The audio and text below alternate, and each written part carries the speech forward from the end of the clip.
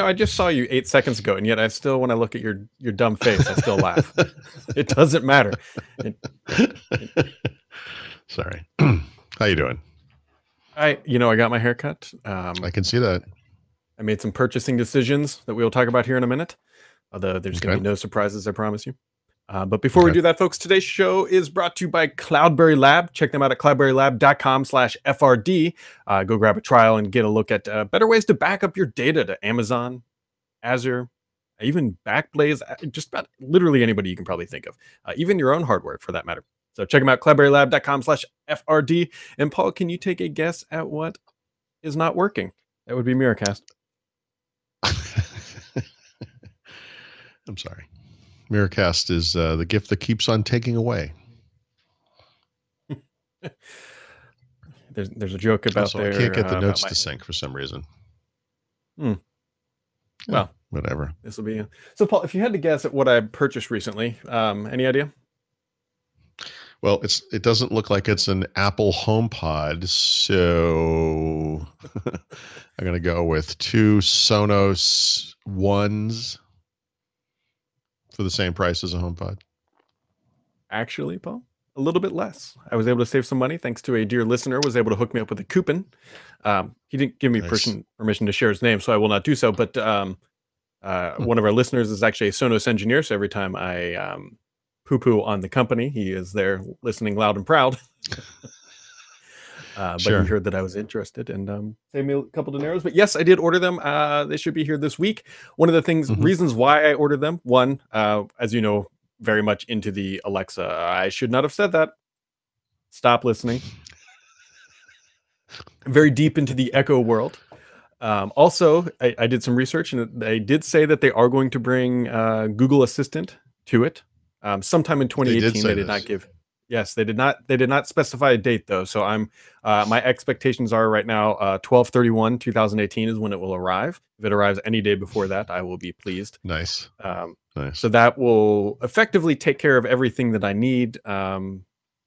Because I can honestly see myself at some point switching from Amazon to Google's product at some point down the future, just because of, and you've hit this home a million times, just because the rate at which Google's AI is ramping upwards, and where Amazon's is, Amazon got this nice, they're up here, but Google is like flying in from behind with like Sidewinder heat sinking missiles, and I suspect one day they will become better. Now the question I don't know is how well it will work on the one, but the one being these things back here, but we're going to find out. Honestly, obviously Sonos is a controlled ecosystem or whatever. I mean, I think it's just a firmware upgrade that would do it, right? So, yeah, I mean, the big thing, the reason why I started to hesitate, the only thing I don't know, and this isn't crucial for us too much, but the differentiation between people, like my wife and I asking the thing, because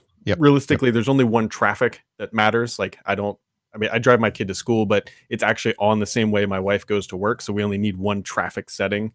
And we don't use it for calendar. So. Oh, I see what you're saying. I mean, Google would understand the voice. I suppose. Do you have cause to ask about traffic? Whoa, I have like no battery. I only have traffic. But the thing is like my traffic route to take my daughter to the school is the same as my wife going to work. Just a different, about 30 minutes later. So I can say just what's the traffic and it's fine. But I'm still looking for that solution that pushes the notification to my phone, because that's realistically what I want, not to scream at the Sky computer at 7:30 in the morning. But right. Okay. Well, I mean, you could put it into your Google Calendar or whatever, and if there was traffic, that it would ping you to tell you needed to leave early. Like that's a thing. Yeah. I guess that's sort of more of a passive way. Like I want to know the traffic. Like, see, like here's the big reason why. There's multiple ways I can take to get to my daughter's school. The fastest being the highway, and that is according to Google Maps. It's always 17 minutes. That's how long it takes to get there.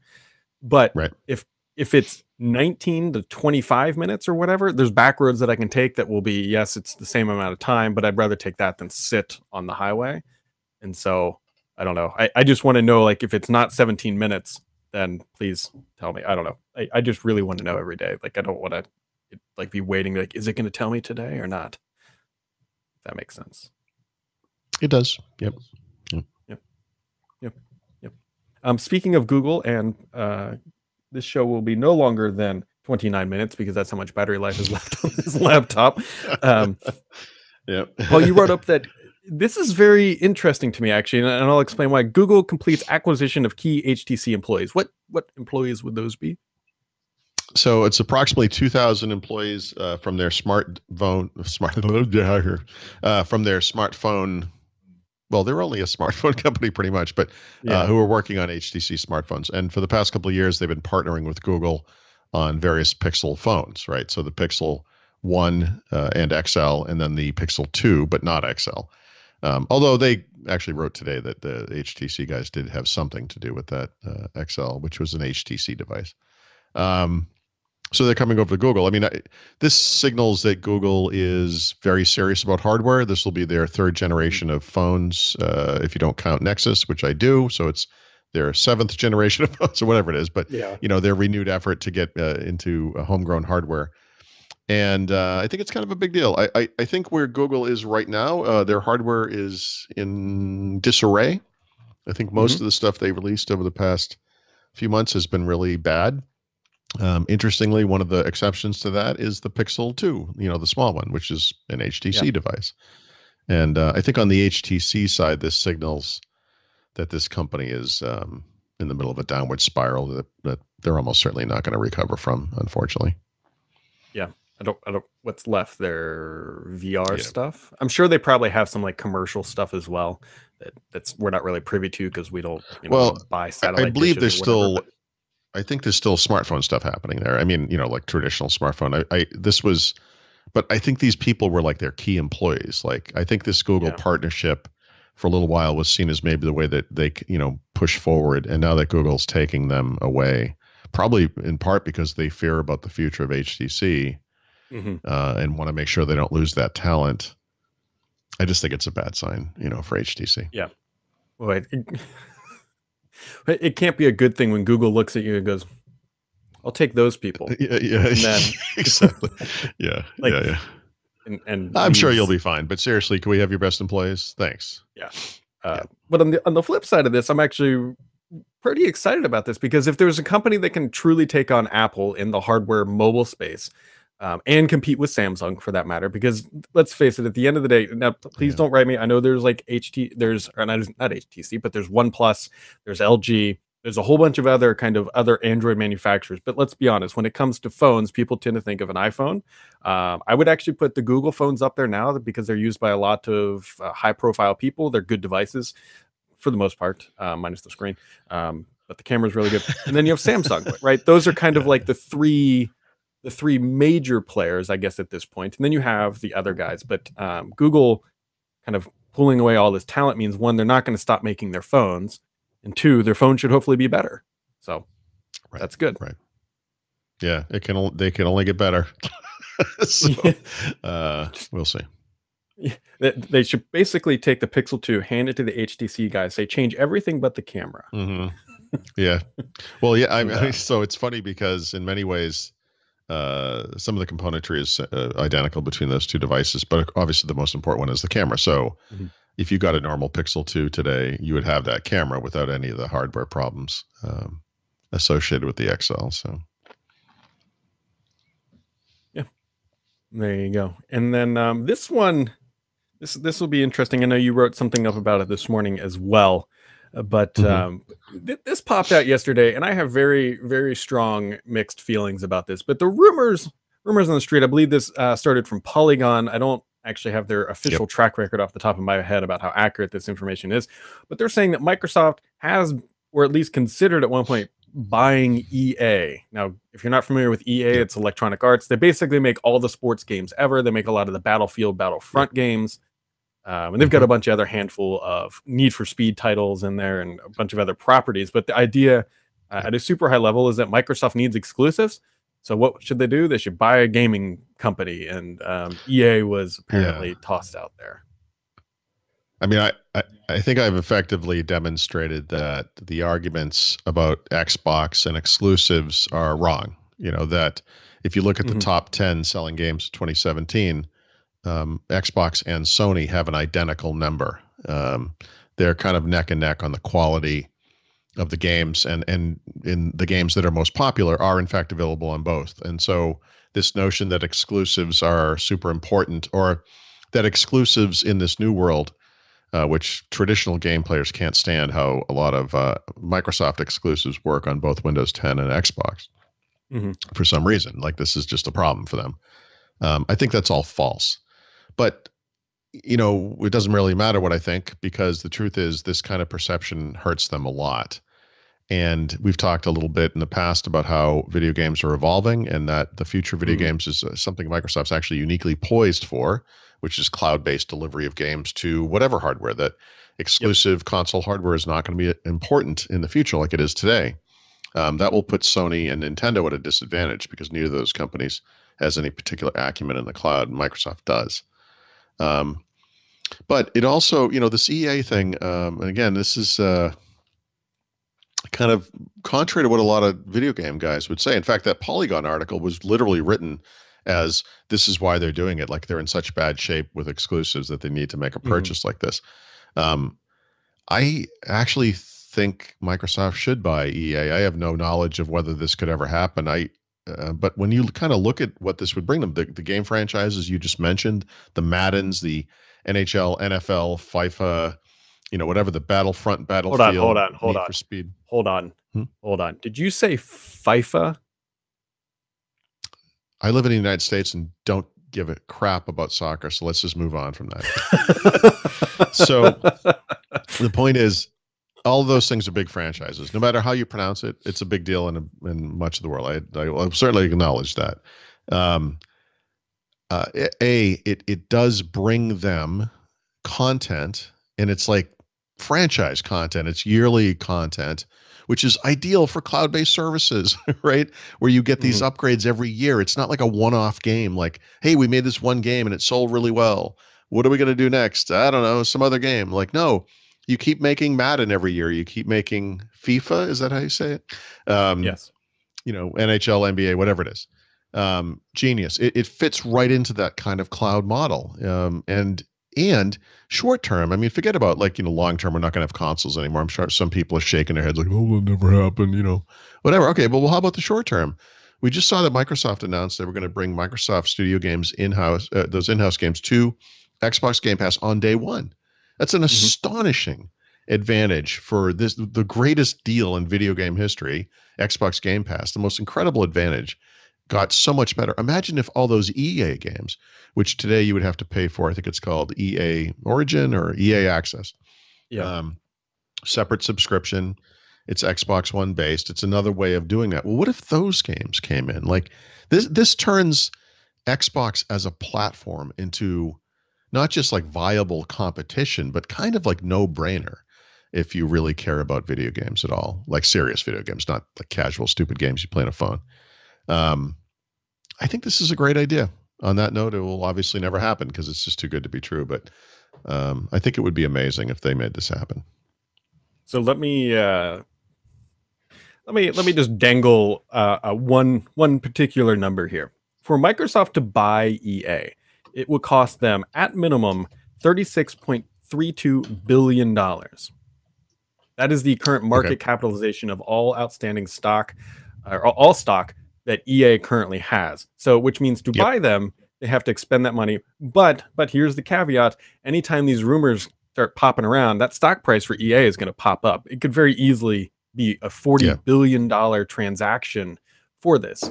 And you got to remember too that a lot of the money that EA makes, granted, they sell a lot of games, but they publish a lot of games too, which isn't Mhm. always Microsoft's strength. So it's not necessarily that they're going to get all this content. And then there's also video game publishers out there that will probably steal some of the EA thunder because they're not going to want to publish through Microsoft. That being Right. said, it would be this is, in my opinion, this is Microsoft's nuclear option on the table. That if they want to say, we're not only serious about gaming, we're going to own gaming.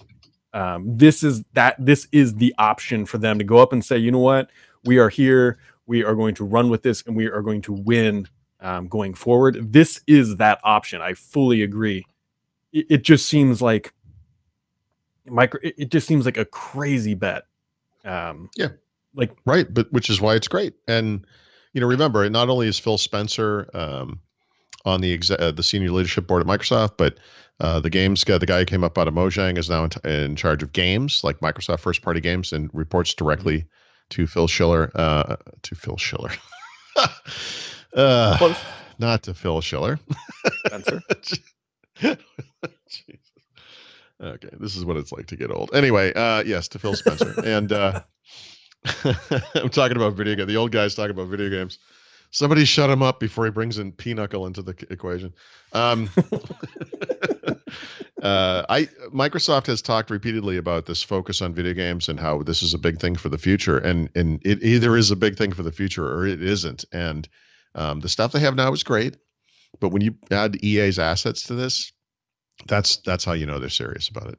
And that amount of money that you just mentioned. Yep. We're living in a year in which Microsoft is going to be able to repatriate cash. This will be a no impact transaction on Microsoft's bottom line. I mean, they could literally pay cash for this company. They could. I'm not saying that's how that would ever happen, but this is the time to do it, right? It's like when a wealthy relative dies and unexpectedly you come into money. It's like, what am I going to do with it? Oh, EA's for sale. I mean, I don't have any knowledge of it. But I think if they're serious and they talk it like they are, I think this is a great idea. Better idea than Valve. Better idea than PUBG for sure. Yeah, I agree that it's a better buy than PUBG. Although PUBG would be, exponentially less amount of money. You're talking probably hundreds of millions versus billions. Valve would be an interesting one. Although the thing that somebody pointed out about Valve is they don't really get a lot of games with that. Valve is just they're buying a store. What I mean. Yeah, they're buying a in PC many ways, store. What they're doing is getting rid of a competitor, right? Right. Which is one of the reasons why I don't think that thing would sail. Of course, imagine if you're Valve and Microsoft announces they're going to buy EA. The next year of that company's life will be spent fighting that from happening, right? I mean, Valve, Gabe Newell, I think is the guy, hates Microsoft, cannot stand what they're doing with Xbox. This would freak them out. So yeah, and same with Sony. They would have Sony a legitimate concern. Yeah, EA is big on the PC. It's not just Xbox, obviously. So yeah.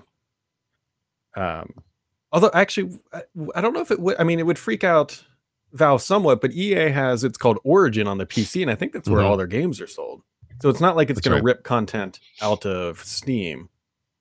So. Yeah, but any consolidation that makes one player bigger disadvantages any of the other competitors, right? And so, if Microsoft were going to buy Activision or something, or Microsoft was going to buy Valve, the other players in that arena, whatever their relative sizes are, would have a complaint there because anytime the number of competitors get cut down, you can raise antitrust concerns.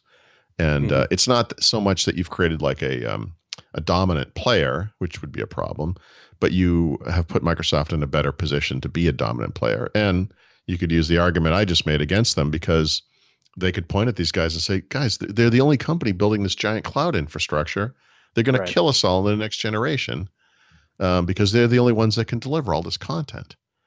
At that level, at that scale. So, we'll see. It's not like a slam dunk or anything, but, and it's not necessarily even true. We could just be talking about nonsense here, but it's one of those things when you raise the issue, you're like, yes, like actually that would make tons of sense.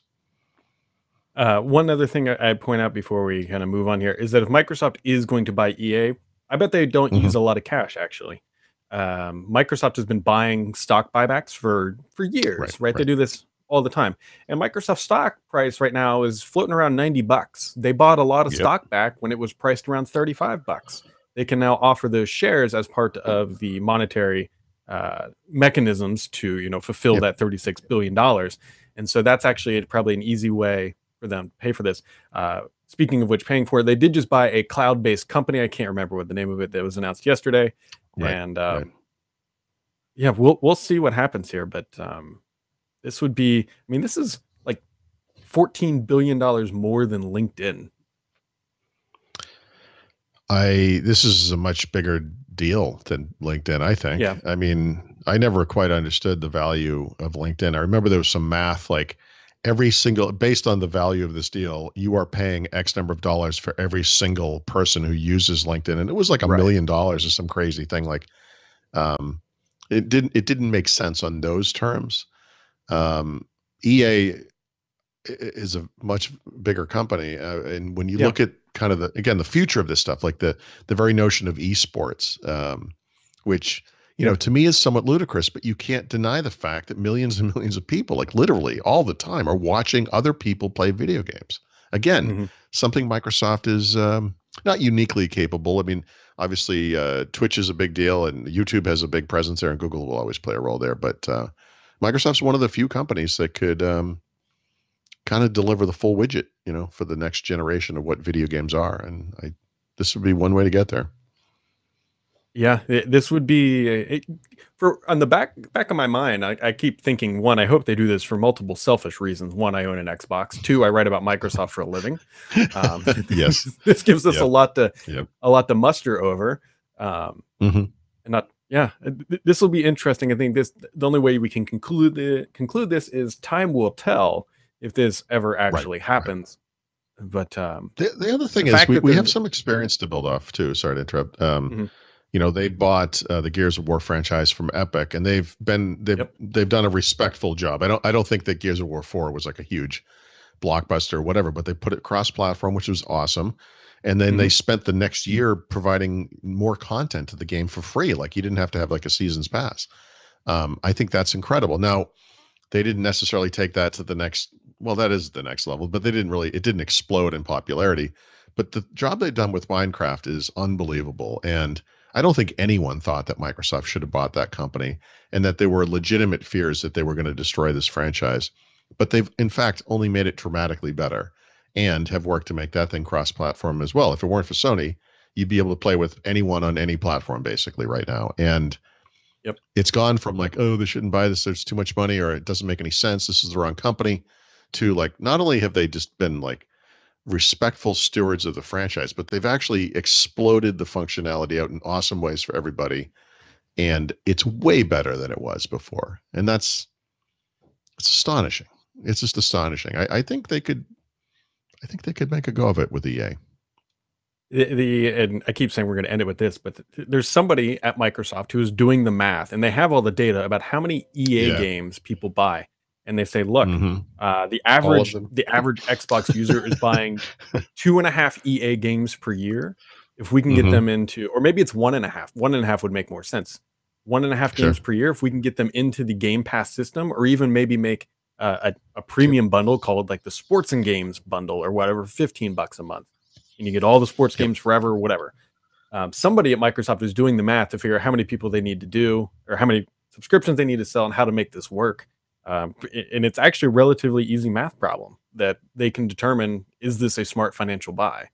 So, And I mean, I don't know what the total size of the PC market is here, but it makes Xbox Game Pass make sense on PC as well, right? Whereas yep, today, there's not much there, but in the near future, there's going to be a ton, even without EA. And with EA, I think that puts it over the top. And there you go. Now you've got this thing.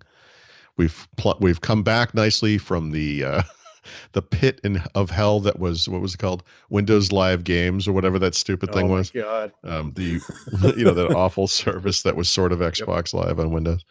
Um, this is the comeback. It's possible. And EA, if you are listening by any chance, if you could throw out a new PGA Tour game, because the last one that came out, I believe, was 2015. And me and a buddy, we play this game most Sunday nights at about 9 p.m. And we That's could use a good. new one. We could use a new one. Sure. So interesting. You got anything else for today, Paul? Nope. No. Nope. Not really. I've been working on Cloudberry stuff, by the way. You're about to talk about them. I worked with that stuff all day yesterday and last night too, since my wife was busy. So she said, "What are you going to do tonight?" And I said, "I'm going to restore some PCs." And she's like, ugh. I'm like, "No, it's actually pretty cool." So, anyway, yeah. Yep. Since you asked, thanks for asking, by the way.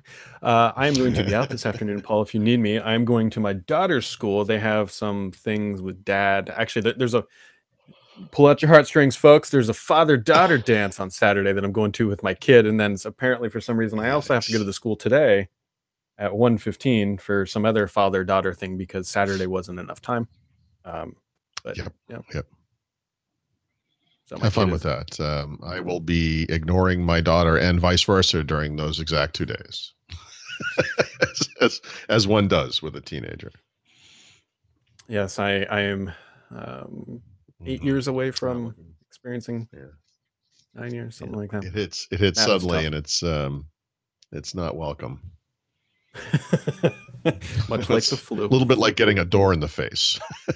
Oof. Yeah. All right. Well, folks, today's show is brought to you by Cloudberry Lab, as Paul was just talking about. Go check them out at cloudberrylab.com/FRD, or you can click the little ads below the videos. But that does it for today, and we'll catch you right back here next time.